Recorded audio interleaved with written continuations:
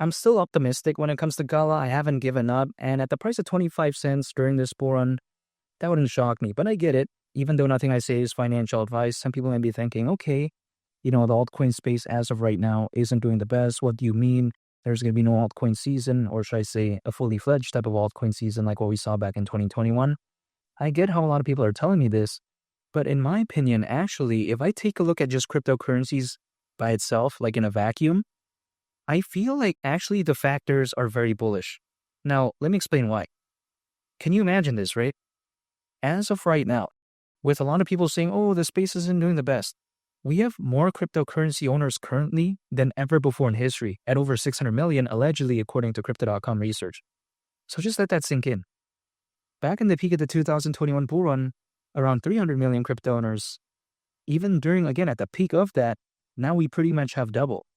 So if let's say the market in general started doing good, and let's say something like altcoins, just cryptocurrencies in general starts going along with the ride, would there be only that many crypto owners, or would there be 700 million, 800 million? That really wouldn't surprise me whatsoever. And not to mention Circle, which is the creator of USDC, the stablecoin, many people's number 2 go-to stablecoin. Circle, again, recently got listed. It's now a publicly traded, again, company.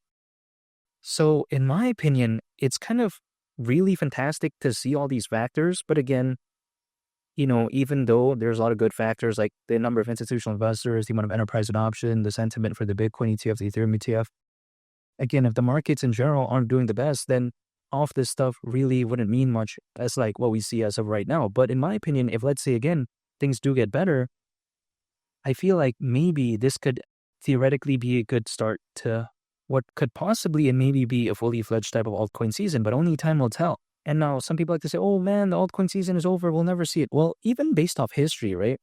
Because of course I can't tell the future, but I'm saying based off history, we've seen that historically speaking, altcoins, they typically peak around 18 months after a Bitcoin halving event as a worst case scenario. Now, 18 months from the last Bitcoin halving event would actually mean around October this year, because it did happen in April of last year, right? So 18 months on top of that, around October this year. But I'm just saying, are we in October yet? No, we're not, right? So then how can I even say this is already the peak, Even based off history, theoretically, as a worst case, it probably shouldn't be either. Things could be different this time around. I mean, there's no way to tell. And now some people like to say, oh, nearly October, that's not enough time. Well, in theory, if that were to be the case, because there's no guarantees, in the world of altcoins more specifically, and also even Bitcoin, it's not like massive moves like that are going to take multiple decades. You know what I mean? We're not talking about gold or S&P 500 and whatnot. I mean, even Bitcoin, literally the biggest cryptocurrency out there, look at how fast that moved. Take a look at how fast that recovered. Now it could also go down very fast in theory, but then we've also seen some fast upward movements too. And I think that effect is kind of amplified in a much bigger scale when it comes to altcoins, because naturally the market cap is way lower, way less volume, way less attention as well. So again, I don't think that's too short of a time frame, if that makes sense. But again, only time will tell. And some people out there, they like to tell me, oh, blockchain gaming is done. GALA has no future. Well, I get it. When it comes to blockchain gaming, the hype right now isn't as big as what it was before. But I think theoretically you could maybe enter in again, maybe in a massive way, because I get it. Blockchain gaming, it's not that fun, a lot of them. And also a lot of them, have very bad tokenomics. However, I feel like in the space that we're in as of right now, people more so care about the narrative, kind of care about the story. They don't really care about, I think, how good the blockchain games are. If let's say, the quality of the blockchain games are evaluated, kind of solely as of that, I think many of the blockchain gaming projects out there, they wouldn't really be that massive, but then a lot of them are. Take a look at GALA even. I mean, the market cap is in the hundreds of millions, you know what I mean? So I don't think it really matters. I think what matters is the sentiment, and people do like blockchain gaming. I've seen it's kind of like one of the core markets that people focus on. Of course, they like, I would say like DeFi projects, NFTs, of course, blockchain gaming theoretically, I think is there too. They also like, these type of XRP, XLM type of global trading finance and payments projects. I'm totally aware of that. But I think blockchain gaming is kind of one of the staples within this space. So I don't think it's going to be kind of like forgotten about, at least in theory. And we have to take a look at when it comes to GALA, yeah, sure. There's GALA film, GALA music, but really no one's trying to enter, I think, the world of cryptocurrencies for like, the projects that are focused on film or maybe in some cases music. So I think the real McCoy is still going to be GALA Games, but really I think GALA has more layers, like for instance, the GALA chain. So I mean, really, like GALA is not a bad project, I think. It's just the market isn't doing the best. And of course, GALA had a pretty big pullback, but fundamentally, nothing bad really happened to it, in my opinion. So what can I do right now? That's just stay patient. Literally, that's it. Because when I take a look at blockchain gaming, the market is expected to be worth over $300 billion in value by 2030, according to Grandview Research. Very massive right there, at least in theory. Not to mention, when I take a look at this space, let's say it does recover, and we kind of combine that with the potential or maybe hypothetical hype that we could very well see when it comes to blockchain gaming, I think it could very well be a time to shine for something like GALA. And I'm not only just talking about GALA, by the way. I mean, of course, there's other blockchain gaming projects like Echelon Prime, like Beam. We take a look at something like Superverse. Also, of course, GALA is one of the staples.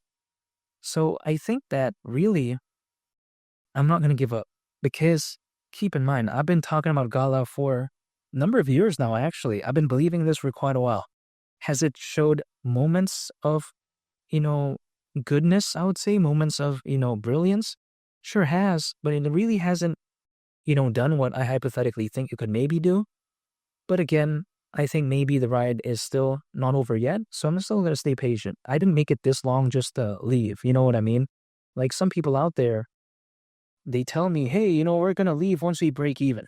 Well, my response is this: I can't tell anyone what to do, but why would I enter the world of cryptocurrencies just to quote unquote break even?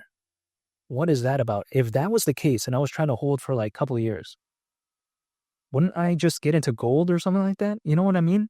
At that point, how about the S&P 500 or something? Like it wouldn't make sense for me to enter this space for years and see some of the projects break even and then be like, oh yeah, I'm good. Well, what is that about? Well, again, this is not something I personally would do. But again, of course, it's going to depend on a case-by-case basis, and I can only speak on my behalf. But GALA at the price of 25 cents, considering current circulating supply market cap at that point is around $11 billion. That's around a 60x from here. I think hypothetically, that's a very reasonable market cap. We've seen like Dogecoin reach over $80 billion in market cap back in 2021, and that was like years ago. And just like I mentioned earlier in the video, there was way less crypto owners back then. I get it. There's more competition now, but there's not really that many good competitors. I mean, let's think about this. There's a bunch of meme coins launching because there's so many launch pads. People just launch, these random meme coins. I'm totally aware of that. But many of them are not viable. Many of them never really gain traction. They don't really get listed in any sort of major exchange. So I can't really say that there's that many more viable competitors. Is there more competitors? Yes. But is there drastically like a very big amount of new viable competitors? I don't really think so. Because of course, back then we didn't really think about like Beam or like, Superverse or Echelon Prime. But it's not like there's like 20 or 30 of those, So I just kind of feel like something like GALA is still one of the staples, and something like Engine 2, arguably I would say, is still one of the staples as well. So I'm just not going to give up. I'm going to stay patient and just wait. That's it, because that's the only thing I can control, but I'm not giving up. And make sure to subscribe if you gain value from this video. I'd greatly appreciate it. It's Willie the Captain, and I'll catch y'all on the next one. Peace. Bye.